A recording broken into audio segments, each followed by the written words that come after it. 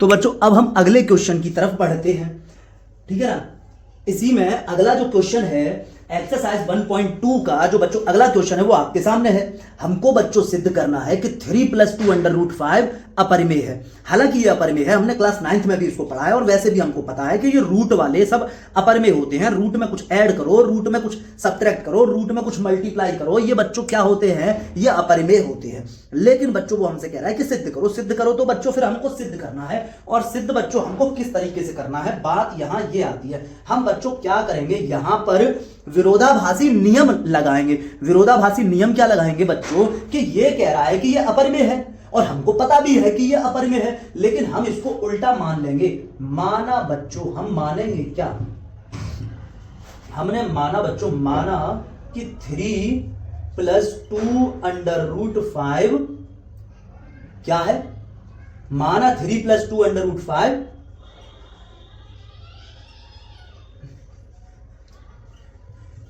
परिमेय संख्या है। हमने मान लिया कि 3+2√5 परिमेय संख्या है, और इस मानने की वजह से अपने आप एक और माना इंक्लूड हो जाएगा कि अगर ये 3+2√5 अगर परिमेय है तो ये P/Q के रूप में लिखी जा सकती है। बात समझ में आनी चाहिए। मैं इसको फिर ये कह सकता हूं, अगर ये है, अगर ये हमने मान लिया है कि ये परिमेय है, तो बच्चों 3+2√5 बराबर P/Q। मतलब ये हुआ कि 3+2√5 जो है, इसमें बच्चों जब कोई नंबर परिमेय होता है, रेशनल होता है, तो जो ऊपर वाला नंबर होता है, जो अंश होता है बच्चों, ये अंश हुआ, ये अंश हुआ, ये बच्चों जो अंश होता है, ये बच्चों पूरा इंटीजर होता है। और जो बच्चों हर होता है, वो भी जो बच्चों हर होता है, वो भी बच्चों इंटीजर में से ही आता है। आप यहां देख रहे हो कि इंटीजर में ये तो 3 क्या है, 3 तो बच्चों इंटीजर है, इंटीजर कह सकते हो 3 को, और रेशनल नंबर भी कह सकते हो, रेशनल नंबर भी कह सकते हो। लेकिन उसमें जो ऐड हो रहा है वो क्या है, वो इंटीजर इनटू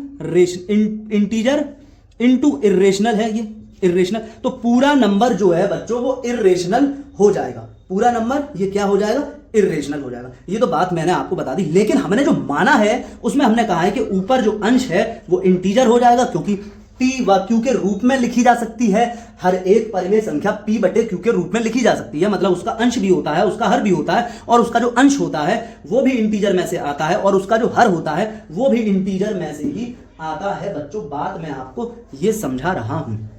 अब बच्चों हम ये कह रहे हैं कि इसी के साथ साथ अपने आप ही यहां एक बात और इंक्लूड है कि जहां P व Q पूर्णांक हैं, जहां P व Q पूर्णांक हैं। अब बच्चों मैं आपसे यह कह रहा हूं कि हम इसको ये लिख सकते हैं, 2√5 इक्वल्स टू P-Q, P/Q बच्चों, और इधर ये जो 3 है बच्चों, प्लस का 3, इसको उठाकर हमने इधर ले जाएंगे, राइट हैंड साइड में ट्रांसपोजिशन कर देंगे, पक्षांतर कर देंगे, तो ये माइनस का 3 हो जाएगा। यहां बच्चों हम एलसीएम ले लेंगे, तो बच्चों 2, हमें √5 अकेला करना, ये ध्यान रहे, 2√5 इक्वल्स टू, यहां हो जाएगा बच्चों एलसीएम लेंगे तो अपॉन में आ जाएगा Q का Q में डिवाइड करेंगे, एक टाइम जाएगा, एक का P में मल्टीप्लाई करेंगे, P हो जाएगा, या ऐसे सोच सकते हो कि इसका इसमें मल्टीप्लाई कर दो, -3Q। अब बच्चों आप ये बताओ कि हम इंटीजर में इंटीजर का गुणा करें तो इंटीजर आता है, इंटीजर में इंटीजर का डिवाइड करें तो इंटीजर आता है, मतलब पूर्णांक में पूर्णांक का बच्चों ऐसे लिख देता हूं, पूर्णांक में गुणा करूं मैं पूर्णांक का तो आता है पूर्णांक, और बच्चों पूर्णांक में भाग करूं पूर्णांक का तो भी बच्चों आता है पूर्णांक, और पूर्णांक में जोड़ दूं पूर्णांक को, पूर्णांक में पूर्णांक को जोड़ दूं बच्चों तब भी आता है पूर्णांक आता है, और पूर्णांक में से बच्चों मैं घटा दूं पूर्णांक को तब भी आता है बच्चों क्या, पूर्णांक। ये ध्यान रहे। और यहां पर P और Q पूर्णांक है, और 3 के बारे में हम जानते हैं कि 3 भी पूर्णांक है। पूर्णांक ठीक है। और पूर्णांक का जो गुणा हुआ, ये 3 और q यानी दोनों ही पूर्णांक हैं, तो 3 और q का गुणा हुआ, तो ये बच्चों पूरा जो 3q होगा ये बच्चों पूर्णांक होगा। और p भी पूर्णांक है, p भी पूर्णांक है। 3 इंटू क्यू जो है वो पूर्णांक होगा, और p माइनस 3q जब हम ये घटाएंगे पूर्णांक में से पूर्णांक, तो वो भी बच्चों पूर्णांक आएगा, ये पूरा भी बच्चों पूर्णांक होगा, ये बच्चों पूरा भी पूर्णांक होगा। अब बच्चों एक बात समझो, हमें अंडर रूट 5 अकेला करना है, तो अंडर रूट 5 ये आया बराबर बच्चों p माइनस 3q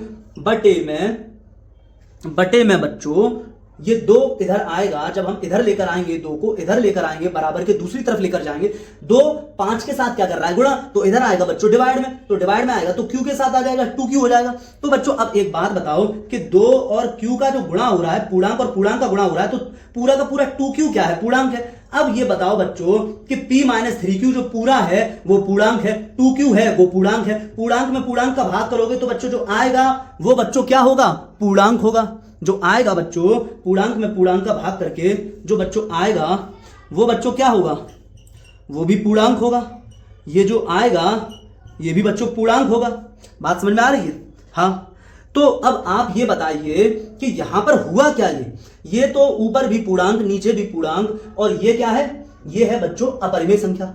अब आप देखें कि ये हुआ क्या, अपरिमेय संख्या है, ये अपरिमेय संख्या है।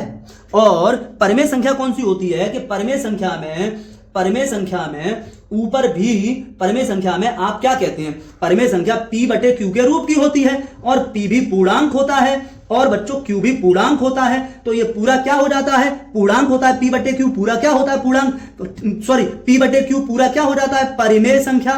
क्या हो जाता है, p बटे q पूरा का पूरा परिमेय संख्या, क्योंकि p भी इसमें पूर्णांक होता है, q भी इसमें पूर्णांक होता है। तो बच्चों यहां पर ये क्या हुआ, ऊपर जो है जो कुछ भी ऊपर लिखा हुआ है ये बच्चों आपका है पूर्णांक, और नीचे बच्चों है क्या, ये पूर्णांक, ठीक है ना। तो अब हमने परिमेय संख्या की परिभाषा क्या थी, परिमेय संख्या की परिभाषा ये होती है कि p बटे q के रूप में लिखा हुआ कोई भी p बटे q के रूप में लिखा होगा वो परिमेय संख्या होगी, लेकिन p भी पूर्णांक होना चाहिए, q भी पूर्णांक होना चाहिए, ठीक है, 0 को छोड़ के। तो बच्चों यहां पर अब आपने क्या देखा कि इधर तो बच्चों ये राइट हैंड साइड में कौन आ गया, राइट हैंड साइड में बच्चों परिमेय संख्या आ गई है, और लेफ्ट हैंड साइड में बच्चों अपरिमेय संख्या आ गई है। अब बच्चों आप बताओ क्या अपरिमेय संख्या और परिमेय संख्या बराबर आ सकती है? अपरिमेय संख्या और परिमेय संख्या कभी भी बराबर नहीं हो सकती। झोल कहां हुआ, ये गलती कैसे आ गई, ये इतना बड़ा गणित कैसे गलत हो गया कि अपरिमेय संख्या परिमेय संख्या के बराबर आ गई? तो झोल ये हुआ कि हमने गलत मान लिया कि परिमेय ये 3 + 2 √5 एक परिमेय संख्या है, और अगर परिमेय संख्या है तो इस माना के साथ एक माना और अपने आप आ गया कि p और q क्या है, पूर्णांक है, ठीक है ना, p और q पूर्णांक है। तो बच्चों इसी वजह से हमने जो माना था बच्चों, जो हमारा माना है वो गलत हुआ। अपरिमेय और परिमेय बच्चों बराबर नहीं आ सकते। बराबर आए हैं का मतलब क्या हुआ कि हमने ऊपर गलती की, हमने विरोधाभासी नियम को लगाया, हमने इसको क्या कहा, हमने इसको कहा कि ये परिमेय है, हालांकि ये अपरिमेय है। तो हुआ क्या, क्योंकि हमने विरोधाभासी नियम लगाया, हमने झोल किया, हमने गलत मान लिया, हमने 3 + 2 √5 को गलत मान लिया, इसको हमने परिमेय मान लिया। इसी वजह से बच्चों ये गलती आ गई कि अपरिमेय और परिमेय बराबर आ गए, अपरिमेय और परिमेय बच्चों बराबर आ गई, अपरिमेय बच्चों परिमेय के बराबर आ गए, और ये बच्चों असंभव है। ये क्या है, यह असंभव है।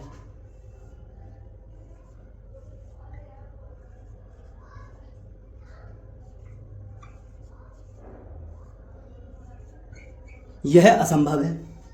तो झोल क्या हुआ, ये तो असंभव है। तो गलती क्या हुई, गलती ये हुई कि जो हमने माना वो गलत है, ठीक है। पूर्व धारणा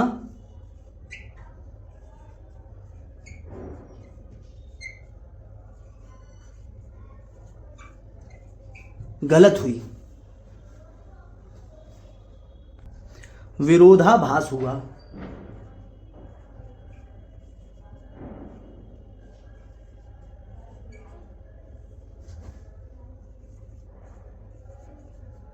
विरोधाभास हुआ। अतः 3 + 2 √5 विरोधाभास हुआ ना, विरोधाभास हो गया। परिमेय मानी है, परिमेय मानी है, विरोधाभास हुआ, परिमेय नहीं है, अपरिमेय है। ठीक है, क्योंकि इस विरोधाभास यहां हमने जो अजम्पशन की उसकी वजह से ये गलत आ गया। अपरिमेय और परिमेय बराबर नहीं हो सकते, इसलिए इसका मतलब गलती क्या है? गलती ये है कि जो मैंने माना है वही गलत है। 3 + 2√5 परिमेय नहीं है, बल्कि क्या है? अतः 3 + 2√5 अपरिमेय है, इर्रेशनल है।